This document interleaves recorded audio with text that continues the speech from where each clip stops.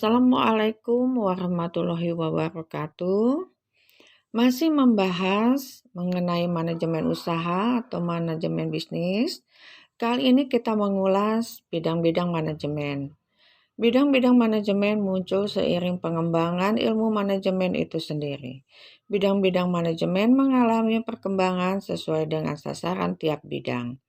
Bidang-bidang manajemen di antara yang ada adalah bidang manajemen produksi, bidang manajemen pemasaran, bidang manajemen keuangan, bidang manajemen personalia, dan bidang manajemen administrasi. Manajemen produksi.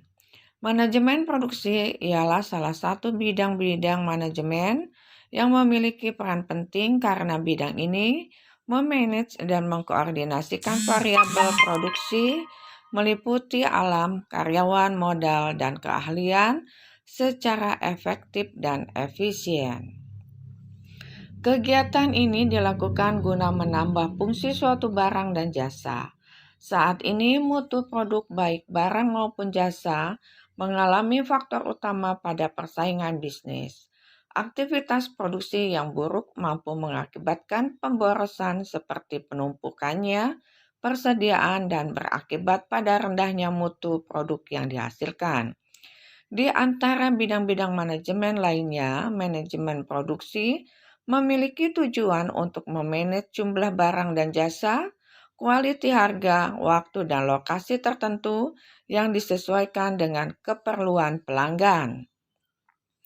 Banyak perusahaan yang gagal pada hal persaingan dikarenakan kurangnya pengetahuan mengenai manajemen produksi. Begitu juga sebaliknya, perusahaan yang mampu mengelola manajemen produksi dengan baik akan lebih mudah menguasai persaingan. Berbagai aktivitas yang ada pada manajemen produksi adalah sebagai berikut. 1. Perencanaan sistem produksi. Pada kegiatan perencanaan, pada sistem produksi erat kaitannya dengan pembuatan konsep atau gambaran bagaimana suatu kegiatan akan berlangsung. Perencanaan yang telah disusun akan menjadi acuan bagaimana kegiatan akan berlangsung. Merencanakan sistem produksi biasanya meliputi perencanaan letak pabrik, infrastruktur, pabrik, sarana dan fasilitas produksi, menentukan jenis produk yang dihasilkan, lingkungan kerja, jumlah produksi, bahan baku yang diperlukan, desain produk, dan cara pengolahan. Secara singkat, berbagai macam hal yang perlu diperhatikan dalam perencanaan sistem produksi di antaranya rancangan produk. Perancangan produk wajib dipahami dan dikuasai oleh bagian produksi untuk memahami beberapa aspek yang berhubungan dengan aktivitas produksi baik barang maupun jasa. Sebagai contoh, penggunaan teknologi harus disesuaikan dengan keefektifan dan efisiensi kerja. Apabila teknologi tidak sesuai, maka harus diganti dengan yang lainnya. Volume produksi. Manajemen produksi perlu memperhatikan kapasitas produksi terutama yang berkaitan dengan fasilitas yang dimiliki. Target produksi harus disesuaikan dengan fasilitas produksi ataupun melakukan peningkatan fasilitas produksi sesuai dengan kapasitas produksi yang diinginkan. Selain itu, penetapan target produksi harus sesuai dengan batas yang diperlukan agar tidak terjadi kelebihan produksi yang mengakibatkan menumpuknya persediaan. Penumpukan persediaan akan memiliki dampak buruk terhadap keuangan perusahaan. Proses produksi. Perancangan proses produksi harus mempertimbangkan efisiensi selain efektivitas hasil. Sebagai contoh pada penggunaan teknologi, apakah memerlukan alat baru atau hanya cukup dengan memodifikasi alat yang telah ada? Selain itu, proses produksi harus memenuhi tuntutan dari rancangan produk supaya produk yang dihasilkan sesuai dengan yang diharapkan. Lokasi dan tata letak. Setelah semua proses sebelumnya telah dilaksanakan, Kemudian langkah berikutnya adalah menetapkan lokasi dan tata letak yang akan digunakan sebagai proses produksi. Efisiensi menjadi acuan dalam mendesain lokasi dan tata letak. Sebagai contoh, gudang penyimpanan bahan baku maupun bahan jadi di mana sebaiknya berdekatan dengan lokasi produksi. Di samping itu, keputusan penetapan lokasi dan tata juga harus memperhatikan peraturan yang berlaku, khususnya peraturan yang ditetapkan oleh pemerintah mengenai lokasi pabrik atau industri. Rancangan pekerjaan. Rancangan pekerjaan dalam kegiatan manajemen produksi merupakan penetapan cara yang terbaik dalam aplikasi teknis pada pekerjaan beserta para pelaksana dari setiap tugas. Hal yang ditentukan pada kegiatan ini biasanya adalah menentukan pembagian kerja, membuat standar kerja, penentuan pelaksana, dan sebagainya. 2. Pengendalian sistem produksi. Langkah kedua pada aktivitas manajemen produksi adalah pengendalian sistem produksi. Pengendalian sistem produksi ialah rangkaian prosedur yang ditujukan pada semua elemen dalam kegiatan produksi. Beberapa aktivitas yang berkaitan pada pengendalian sistem produksi seperti pengendalian bahan baku, proses produksi, tenaga kerja, standar kualitas, dan sebagainya. Berbagai kegiatan ini memiliki tujuan memberi hasil secara efisien, dalam kurung sedikit berbiaya dengan waktu yang cepat.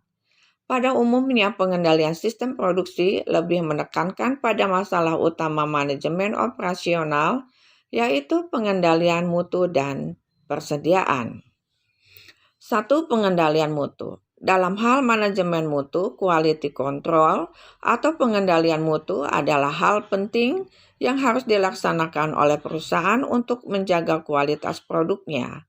Beberapa hal yang harus menjadi perhatian di antaranya bahan baku. Bahan baku sebagai input harus dipilih dengan kualitas yang baik sehingga output yang dikeluarkan akan baik pula. Penggunaan teknologi. Teknologi digunakan untuk menciptakan dan menjamin kualitas suatu produk. Penetapan lamanya waktu penggunaan produk. Penetapan waktu ini bertujuan untuk mengetahui batas waktu kapan produk harus berada di pasaran. Ketika produk melebihi batas waktu edarnya, maka harus segera ditarik dari pasaran. Di sini concurrent. Penetapan lamanya waktu penggunaan produk. Penetapan waktu ini bertujuan untuk mengetahui batas waktu kapan produk harus berada di pasaran. Pengemasan dalam kurung packaging. Pengemasan selain untuk menjaga kualitas produk juga dapat digunakan untuk menarik minat konsumen. 2. Manajemen persediaan. Persediaan produk diperlukan untuk mengatasi overorder, sehingga berapapun kualitas yang akan dipesan pelanggan, perusahaan selalu siap dengan persediaannya. Sebaliknya, persediaan barang yang terlalu berlebih dapat memberi dampak kepada kerugian perusahaan. Oleh karena itu, perlunya melakukan manajemen persediaan guna memperhitungkan kejadian tersebut. Untuk melakukan hal ini diperlukan data traffic, transaksi yang diperoleh dari bidang pemasaran untuk memetakan persediaan yang ada. Sehingga perlu terdapat kerjasama antara bagian persediaan atau pergudangan dengan bagian pemasaran. Langkah terbaik adalah dengan mempertimbangkan jumlah persediaan yang efisien, peramalan kebutuhan persediaan, dan melaksanakan pengontrolan persediaan secara ketat untuk mengantisipasi kejadian seperti overload dan sejenisnya. 3. Pengawasan sistem produksi. Kegiatan ini bertujuan untuk mengontrol dan menjamin terlaksananya langkah dan aktivitas yang sesuai dengan perencanaan, baik dari segi proses, biaya maupun waktu. Kegiatan pengawasan ini juga untuk meminimalisir penyimpangan yang terjadi serta mengantisipasi masalah yang terjadi pada proses produksi sehingga dapat dilakukan langkah antisipasi dan solusi yang tepat. Selanjutnya, bidang manajemen. Bidang manajemen pemasaran adalah salah satu bidang-bidang manajemen yang berhubungan langsung dengan konsumen. Bidang manajemen pemasaran yaitu langkah yang berhubungan dengan distribusi barang atau jasa dari tangan produsen hingga ke konsumen.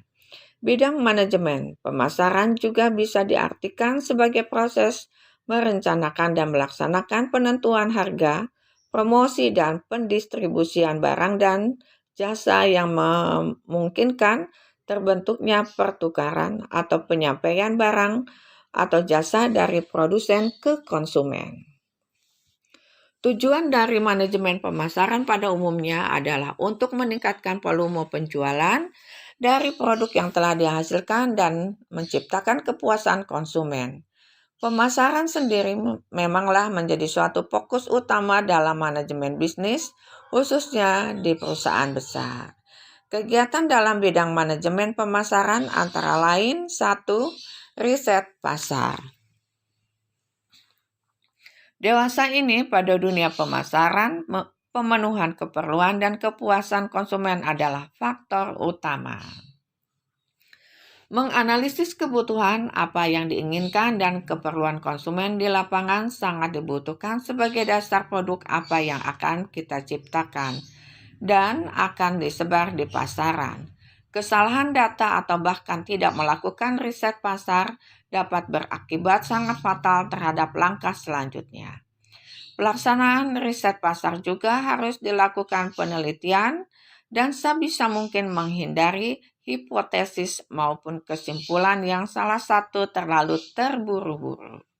Riset pasar yang dilakukan pada bidang manajemen pemasaran juga akan berbeda tergantung jenis pasar yang ada. Hal ini berdampak pada cara riset yang berbeda, seperti halnya riset pada pasar persaingan monopoli dengan pasar persaingan sempurna. 2. Perencanaan pemasaran. Setelah melaksanakan riset pasar, maka perencanaan pemasaran perlu disusun untuk menentukan langkah selanjutnya. Hal yang perlu menjadi fokus adalah menentukan target penjualan, penentuan segmentasi pasar, metode pemasaran, dan memilih alat pemasaran. Sebagai contoh pada proses segmentasi yang berarti proses identifikasi sekelompok konsumen yang akan dilayani perusahaan. Misalkan pada produsen mobil membuat segmentasi terhadap mobil sebagai kendaraan keluarga, city car, ataupun kendaraan niaga dalam kurung angkut. Kemudian pada kendaraan keluarga, dispesifikasikan dan dijabarkan kembali menjadi berbagai kelompok pasar yang homogen seperti keluarga yang menyukai mobil sedan atau minibus. Pengelompokan segmen pasar menjadi beberapa kelompok pasar yang homogen disebut dengan targeting. Setelah melakukan targeting, anggaplah perusahaan mobil tersebut fokus pada mobil sedan keluarga dan memposisikannya sebagai mobil sedan keluarga yang nyaman dan hemat bahan bakar. 3. Analisis pasar. Bidang manajemen pemasaran juga harus melakukan analisis pasar untuk mengetahui peluang pasar, tantangan dan ancaman dari pesaing. Analisis pasar dapat dilakukan dengan beberapa macam metode. Salah satunya adalah metode SWOT dalam kurung kekuatan, kelemahan, peluang, ancaman. Setelah mengetahui berbagai macam hal dari analisis SWOT, maka perusahaan akan mampu menentukan strategi yang tepat dalam melakukan strategi pemasaran. Strategi pemasaran dapat berupa penetrasi pasar maupun pengembangan pasar. 4. Promosi. Langkah berikutnya adalah melakukan promosi. Promosi merupakan langkah lanjutan untuk menarik calon konsumen untuk mengambil keputusan dalam membeli produk yang telah dihasilkan. Promosi dapat melalui berbagai macam alat seperti media cetak, media elektronik, billboard atau papan reklame, personal selling, dan publikasi lainnya. Kegiatan promosi merupakan kegiatan dalam bauran pemasaran dalam kurung marketing mix. Bauran pemasaran terdiri dari 4 unsur atau sering disebut dengan 4P, yaitu Product, Price, Promotion, Place. Keempat unsur ini harus dipadukan untuk melakukan promosi yang tepat. Produk menganalisis keperluan apa yang diinginkan dan kepuasan konsumen merupakan hal utama. Selain fungsi dari produk, konsumen pada umumnya akan mempertimbangkan aspek lain seperti kualitas, kemudahan penggunaan, bahkan kemasan yang dirasa menarik. Secara sederhana, perusahaan harus mampu menawarkan produk yang sesuai dengan kebutuhan pada target marketnya. Price, penetapan harga sangat memiliki dampak pada pemasaran. Produk dengan kualitas terbaik tidak akan berarti apabila harga tidak cocok dengan kondisi perekonomian target pasar perusahaan. Oleh karena itu, perusahaan perlu mempertimbangkan daya beli konsumen yang menjadi sasarannya. Strategi dalam penetrasi harga seperti melakukan promo, diskon, obral juga berdampak signifikan dalam menarik minat konsumen. Promosi yang sesuai dan tepat sasaran akan dapat berdampak positif pada konversi keuntungan perusahaan. Misalkan target marketnya adalah para pemuda, maka alat promosi yang dilakukan dapat berupa sosial media seperti Facebook, Twitter, YouTube, ataupun lainnya yang sering digunakan para kaula muda. Place, pemilihan tempat pada pendistribusian produk dari perusahaan sebagai pertimbangan bagi para konsumen untuk memperoleh produk yang diinginkan. Kesesuaian produk, harga, dan promosi yang tepat sasaran akan terganggu apabila proses pendistribusiannya sulit atau lokasi penjualan yang sulit dijangkau. 5. Pengelolaan usaha. Setelah melakukan beberapa tindakan dalam bidang manajemen pemasaran, yang tidak kalah penting adalah melakukan pengelolaan usaha dan mempertahankan pangsa pasar. Pelanggan atau konsumen merupakan target pasar yang harus terus-menerus dipenuhi kebutuhannya. Pemenuhan kebutuhan konsumen berdampak pada kepuasan konsumen pada waktu yang lama, dan ini berarti menjadi keuntungan bagi perusahaan dalam jangka panjang pula. Membuat konsumen puas dalam jangka waktu yang lama bukanlah hal mudah. Salah satu caranya adalah dengan memberikan pelayanan purna jual. Pelayanan ini dilaksanakan setelah konsumen membeli produk yang ditawarkan perusahaan dan diberikan apabila konsumen mengalami kesulitan dalam pemakaian atau terdapat permasalahan dalam penggunaan produk tersebut. Sehingga konsumen merasa dilayani dan akan berdampak pada keinginan melakukan pembelian dengan produk dari perusahaan yang sama. Manajemen keuangan. Bidang manajemen keuangan adalah suatu bidang yang sering berkaitan pada bidang-bidang manajemen lainnya. Aktivitas pada manajemen keuangan seperti mengatur keseimbangan antara kebutuhan dana kegiatan perusahaan di tiap bidang-bidang manajemen dengan ketersediaan dana dari berbagai sumber untuk meningkatkan nilai perusahaan. Aspek-aspek yang termasuk dalam manajemen keuangan diantaranya adalah manajemen sumber dana, manajemen penggunaan dana, dan pengawasan penggunaan dana. 1. Sumber dana.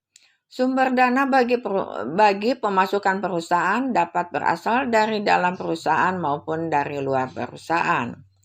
Dana dari dalam perusahaan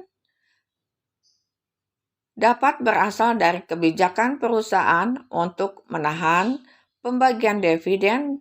Dividen yang berasal dari keuntungan dapat dialokasikan untuk pengembangan perusahaan.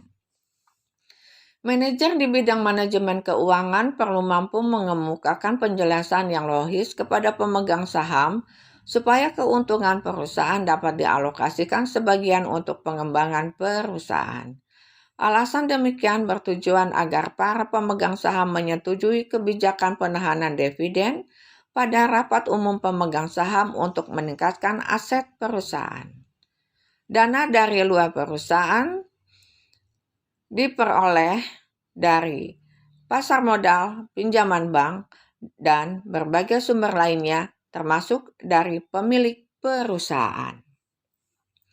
Dana tersebut dapat berupa modal bagi perusahaan ataupun berupa pinjaman dalam kurung kewajiban yang harus dilunasi. Selain itu, perusahaan juga dapat menarik dana dengan cara menjual saham, yang berarti semakin banyak jumlah saham yang beredar, maka semakin banyak modal yang diperoleh. Namun demikian, pembagian dividen juga harus disesuaikan dengan jumlah pemegang saham.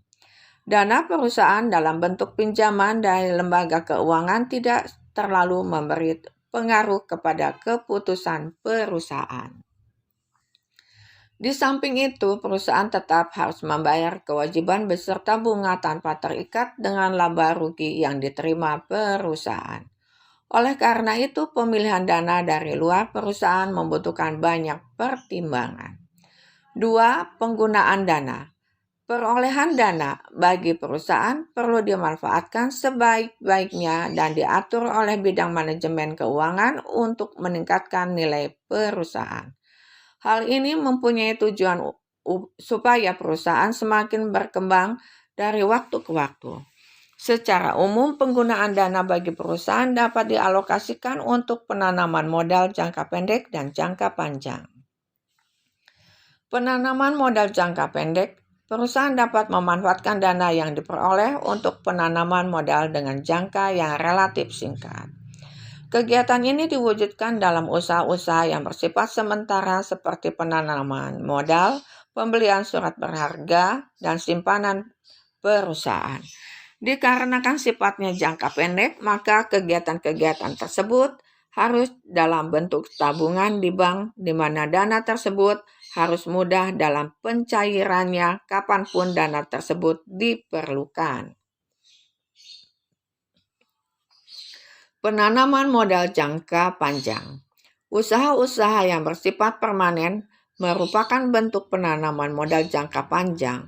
Kegiatan penanaman modal ini seperti pemberian pinjaman dengan jangka waktu yang relatif lama ataupun pembangunan gedung, perkantoran, pergudangan, pabrik, gudang, dan lain-lain.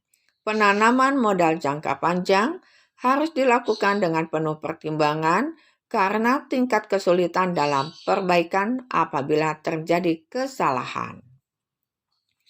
3. Pengawasan penggunaan dana. Penggunaan dana dan pemanfaatannya harus selalu diawasi untuk menghindari penyimpangan anggaran, dan ini menjadi fokus utama pada bidang manajemen keuangan. Dana yang diperlukan di tiap bidang manajemen harus diawasi sesuai dengan perencanaan yang disusun dan tujuan yang telah ditetapkan. Kerugian dapat diderita oleh perusahaan apabila terjadi kesalahan pada penggunaan dana. Oleh karena itu, untuk lebih memudahkan pengawasan dana secara efektif dan efisien, maka perusahaan diwajibkan menetapkan pola penggunaan dana disertai dengan pola pengawasannya. Pola tersebut dibentuk menjadi aturan baku yang digunakan oleh masing-masing personil di tiap bidang-bidang manajemen.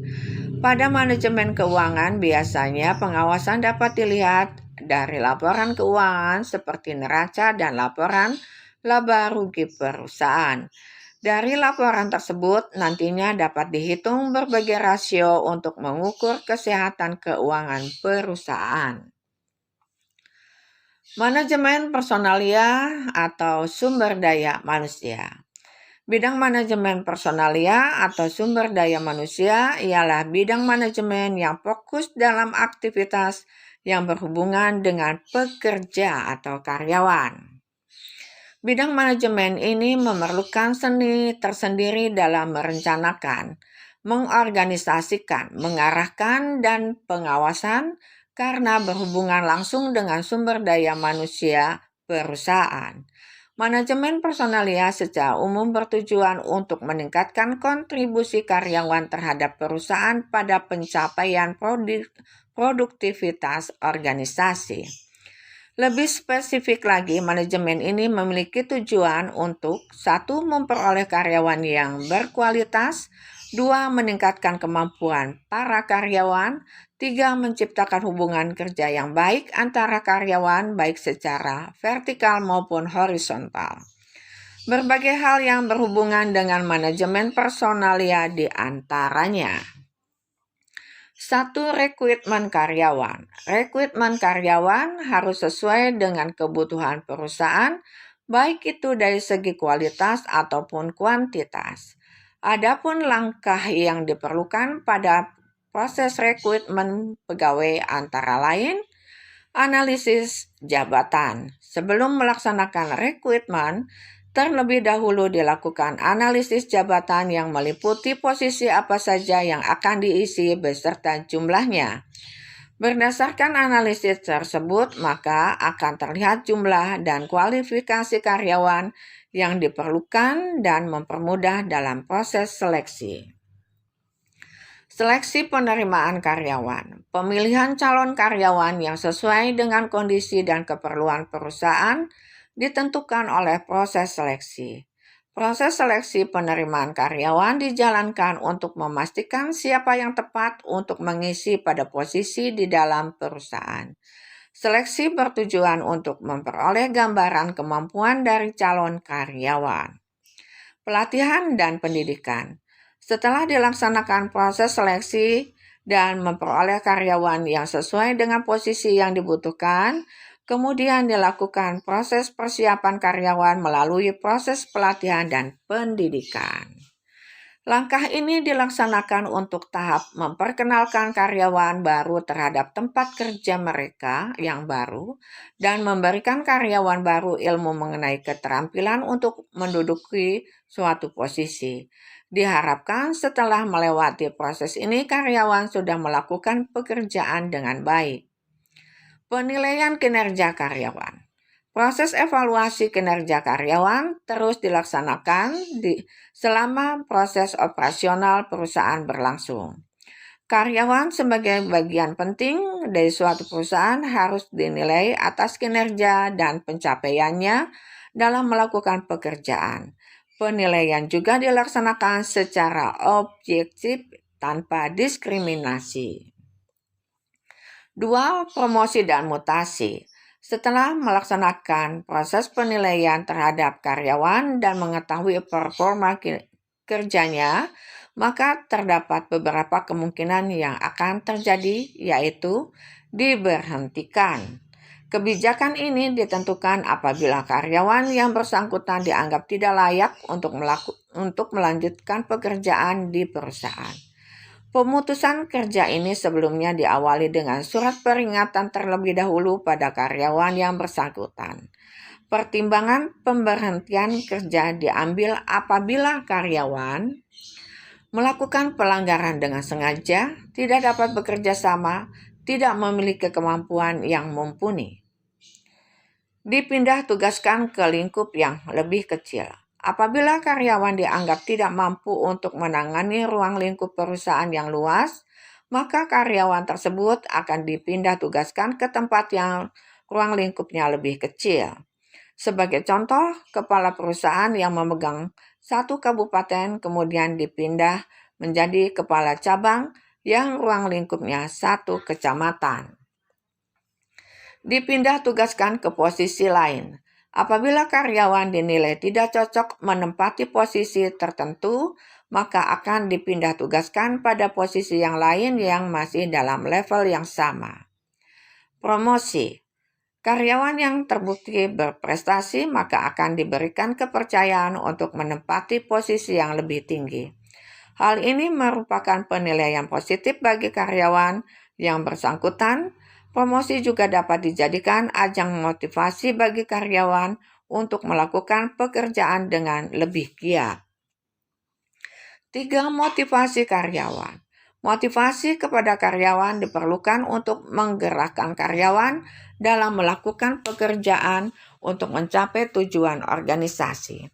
Proses motivasi dapat dijalankan sewaktu-waktu ataupun dengan program rutin berupa forum motivasi ataupun dengan bentuk informal berupa outbound dan lain sebagainya. Manajemen administrasi _akuntansi. Manajemen administrasi fokus pada pengelolaan layanan informasi pada bidang administrasi atau akuntansi yang diperlukan untuk membantu manajemen dalam menentukan kebijakan operasional. Manajemen ini biasanya berhubungan dengan hal seperti pengumpulan, pencatatan, analisis, laporan keuangan dalam kurung administrasi perusahaan yang nantinya digunakan sebagai dasar penentuan keputusan. Aktivitas dalam manajemen administrasi antara lain adalah 1. Administrasi kegiatan, 2. Inventaris peralatan kantor, 3. Pengarsipan data dan penyedia informasi. Perlu diingat, setiap pelaksanaan pada bidang-bidang manajemen perlu memperhatikan unsur-unsur manajemen yang ada. Perhatian terfokus pada tujuan dan kondisi yang ada saat ini, sehingga pelaksanaan akan sesuai dengan perencanaan hingga pencapaian tujuan. Demikianlah pembahasan kita kali ini, semoga bermanfaat bagi kita semua. Tetap semangat, salam sehat. Assalamualaikum warahmatullahi wabarakatuh.